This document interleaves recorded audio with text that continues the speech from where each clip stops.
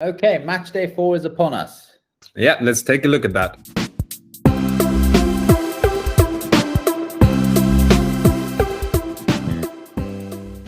Welcome back to the pink table. We are going into match day 4. This is just after the European competitions have started. So a lot of it's Italian, 7 Italian teams competed in Europe this last week. Some doing well, some doing not so well. But now we're moving into, I think the next 4 games of the season are extremely important to see how how teams will line up for the rest of the year. But what we're going to do now, Elaine, is let's go over the fantasy league, see how things are going and how our teams are pairing up for the week. Sound good? Yeah, sounds great. So to start it off, let's just take a look at the statistics that we've got going on here within the Serie.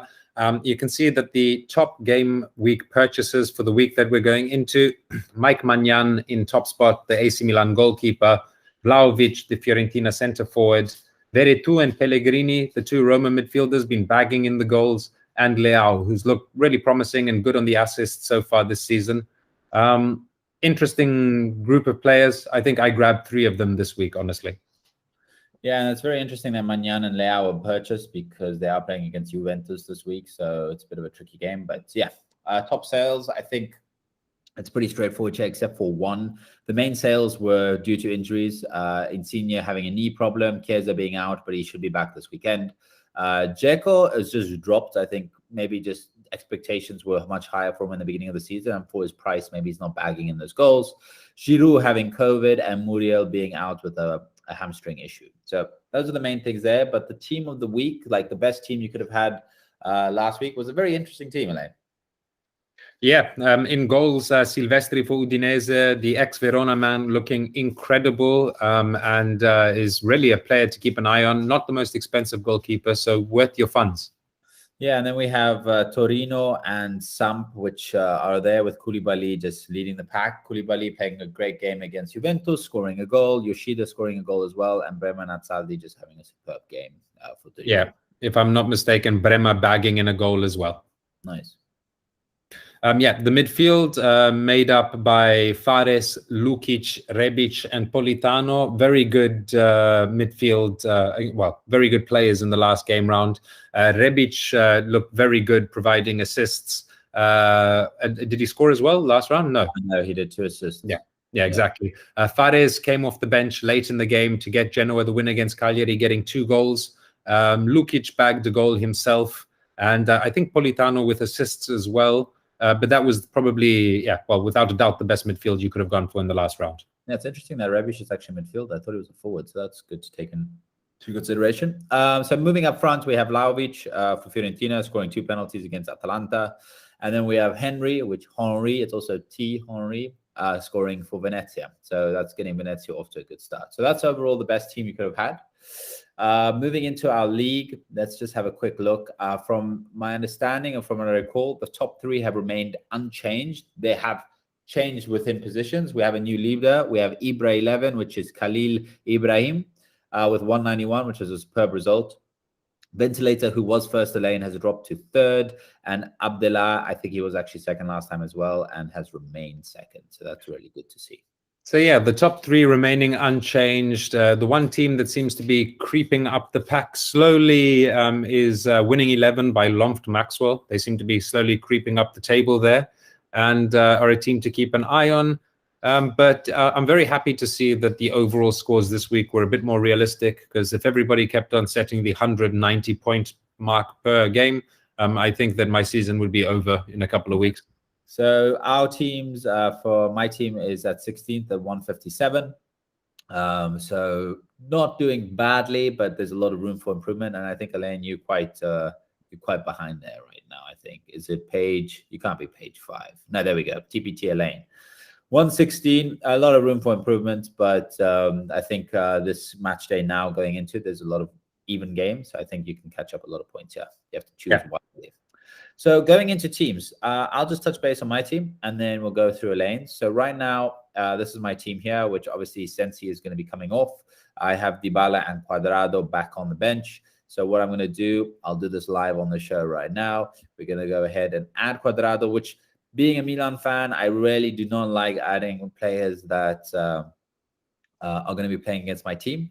But Dybala and Cuadrado, listen, I think if they are going to do anything, it's probably going to be them. What I might be doing is I'll add Dybala in now for, let me take off Calabria for Dybala, and then this is my team for the weekend. So we're looking at a 4-4-2.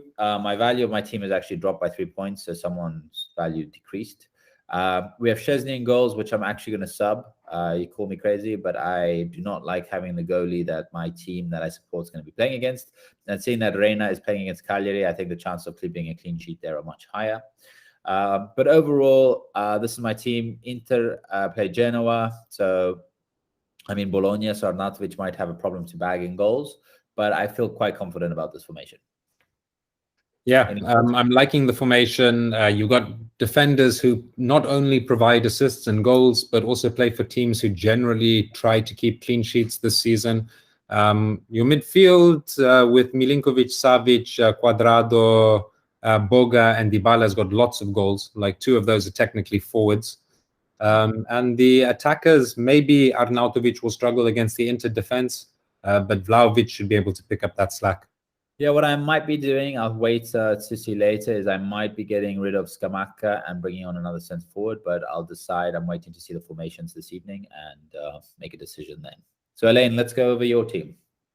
Yeah, okay, so much more movement and change happening on my side of the Fantacalcio. I took use of my shuffle to completely reset my team. I wasn't happy with the way that it was going. I had players. Okay, so to sum it up, I went for a team that would have done really well last year, the way the players were performing last year, and I based a lot of that, of my decisions off past form.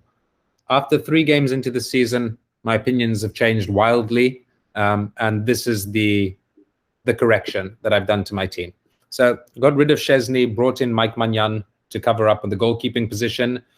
In defense, I've now got Di Marco, Singo, and Cambiasso for this game.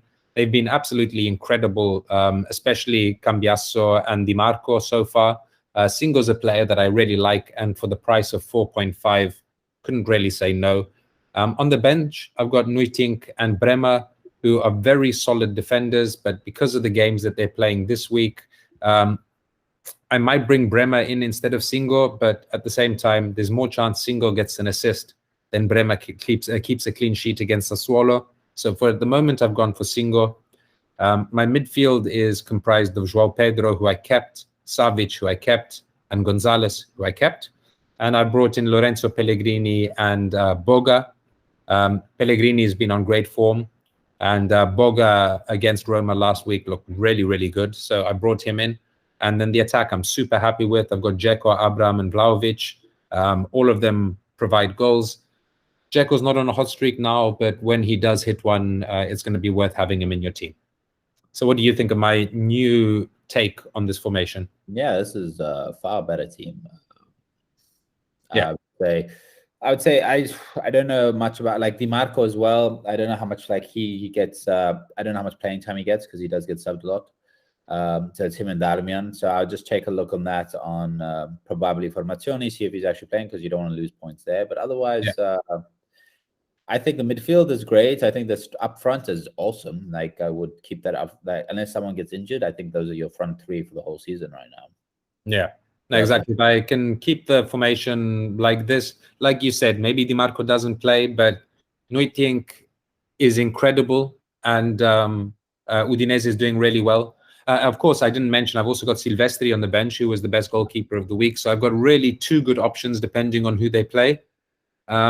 So I'm really happy with this team. It's like it's at the point right now that next week I don't change anything, if you know what I mean, unless there's an injury. Yeah, the only unfortunate thing I would say here is both your goalies are playing against tough teams this weekend. That's the only red flag. But otherwise, it's a great team. I think it will help you climb up the table. So good using that card. I think you can only use one more after the halfway of the season.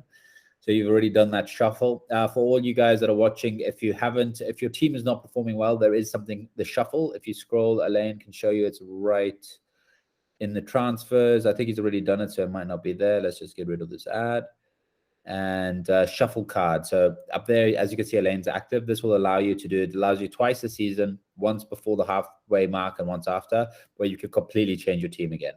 And as you can see, I didn't completely drain the bank. I've still got 1.7 at my disposal. So if I do feel like a little touch-up is necessary, I would just recommend, I was able to spend really big on my attack, as you can see, by doing what I did with my defense.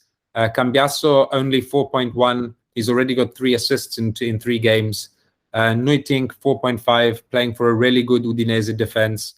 Singo, who's, in my opinion, going to be at a bigger team within the year. And then Bremer, who offers a lot of goals and set pieces. Juric's teams don't really keep many clean sheets, but I think that the 4 or 5 goals he racks up a season make up for that. Okay, there you have it. Those are our Fantacalcio teams going into match day 4. If you haven't already, like and subscribe this video, and please share it with anybody else who may be interested in Italian football or Fantacalcio. Remember to select your captains, vice captains, position who you want coming off on the bench in case it's needed, and all of those little extra tweaks that might gain you extra points. And we'll see you again at the bingo.